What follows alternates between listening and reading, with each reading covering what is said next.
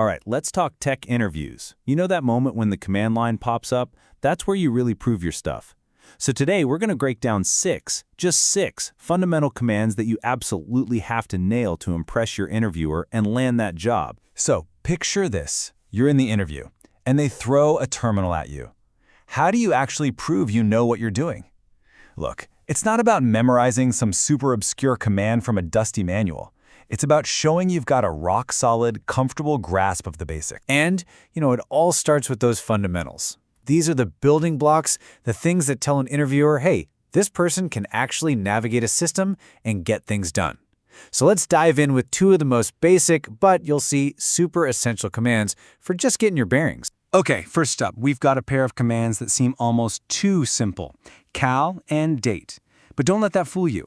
They're all about getting oriented, and believe me, they have these little details and nuances that interviewers just love to poke at. So let's say you're knee-deep in work. Maybe you're scheduling a deployment or digging through logs from last month. You don't want to stop, switch windows, and open up some big clunky calendar app. You need to see a calendar right here, right now, in the terminal. So, how do you pull that off? Well, the answer is cal, the calendar command. And honestly, it's a perfect example of that classic Unix way of thinking, right? Do one thing and do it really, really well.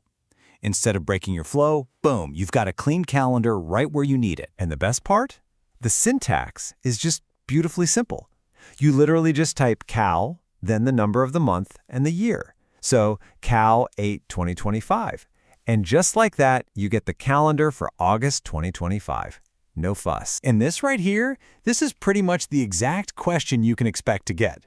Your answer is simple, direct, and it shows you know how to use the command's arguments. Seriously, lock this one in your brain. It's such a quick and easy win in any technical interview. Okay, so a calendar is great for the big picture, right?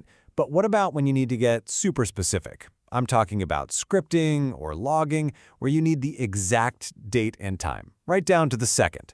Well, that leads us perfectly to our next command. And that command is date. This is your go-to for anything and everything time-related. Sure, you can just type date and see the current time.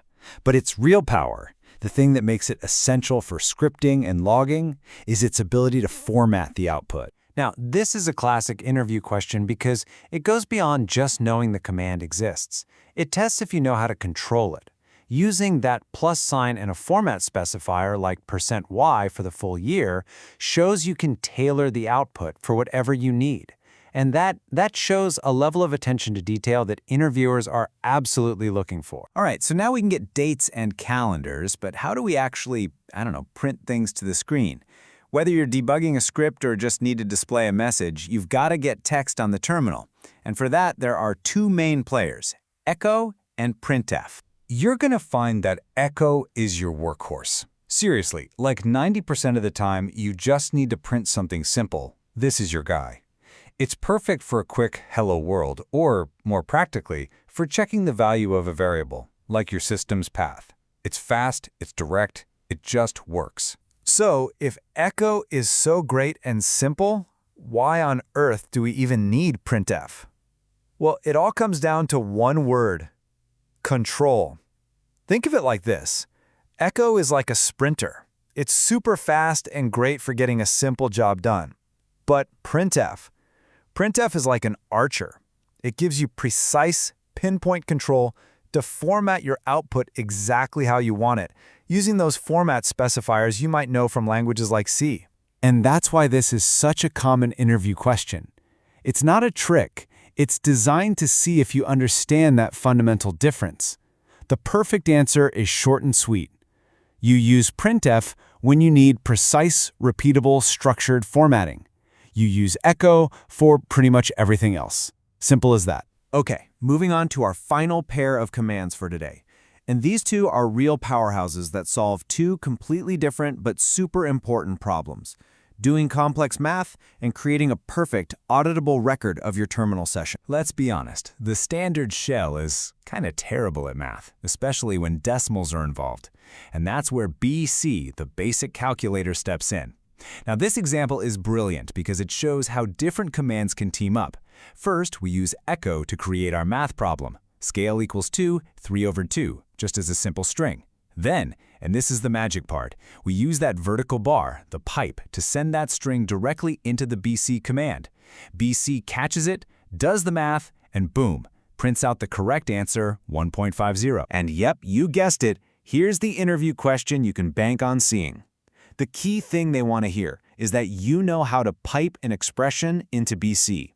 And hey, if you really want to impress them, mentioning scale equals 2 to control the number of decimal places, that shows you've actually used it and you know what you're talking about. Last but not least, let's talk about the script command. You ever been working on a really complex problem and you get to the end and think, man, I wish I could just replay everything I just did? Well, script is your time machine. It literally records everything. Every command you type, all the output you see, and saves it to a file.